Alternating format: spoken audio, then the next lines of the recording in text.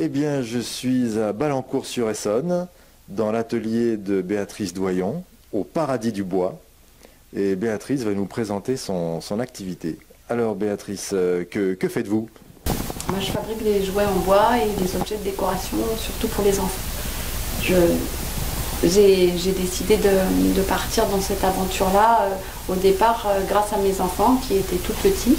Et nous habitions à l'époque à La Réunion. Je ne trouvais pas ce que je voulais pour eux. Et donc j'ai commencé à leur fabriquer des étagères, des petits jouets. Et de fil en aiguille, voilà, je me suis lancée dans l'aventure.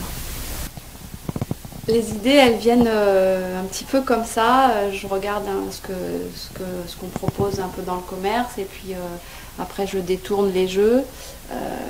Là par exemple c'est un jeu de dames qui est un petit peu détourné. Je voulais sortir un petit peu des couleurs noir et blanc et du coup j'ai imaginé des petits pions voilà, sur le thème de la mer, des petits poissons, des petites étoiles de mer. On sort à chaque fois, j'essaye de revisiter les jeux. Là où vous avez un jeu de petits chevaux de la mer avec des petits bateaux et des petits marins. L'idée c'est d'offrir du beau à nos enfants et puis en bois. C'est un matériau qui est assez magique. Et le bois, il vient d'où? Le bois est issu, c'est uniquement du bois issu de forêts françaises gérées durablement. Je voulais vraiment des produits 100% français, donc la peinture, le bois, tout est fabriqué en France. Et là nous avons quoi? Ça c'est un jeu de loi revisité sur le thème de la nature. Donc on a redessiné le plateau complètement. On a redessiné le plateau, voilà. On a gardé les cases traditionnelles, mais on a redessiné toutes les petites cases, les 63 cases. Avec les pions, ce sont des petits animaux. Un petit canard, un petit lapin, un petit hérisson, etc. Alors là, nous sommes dans l'atelier de Béatrice, à la chantourneuse, et elle va nous expliquer ce qu'elle est en train de faire. Je suis en train de découper un petit lutin qui viendra faire le décor d'une base de toise pour mesurer les enfants.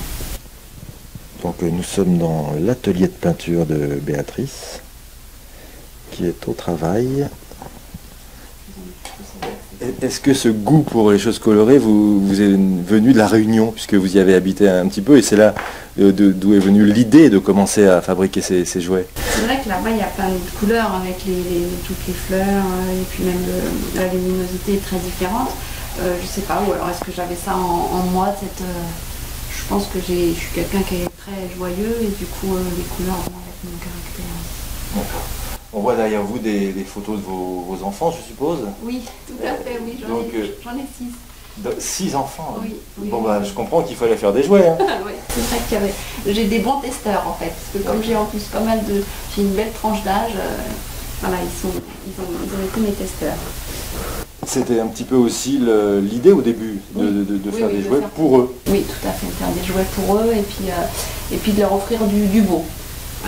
Et pas du plastique. Mais est-ce qu'ils ne sont pas à fond dans les jeux vidéo aujourd'hui?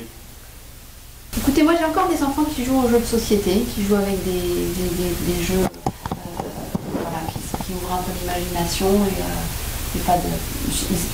pour vous dire, on n'a pas la télévision à la maison. Donc, je voulais vraiment qu'ils sortent de cet univers d'écran que je trouve très désocialisant.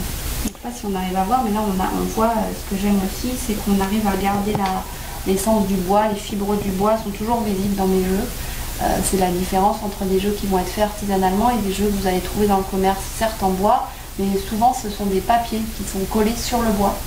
Et du coup on n'a plus ce toucher bois et on voit plus cette belle essence.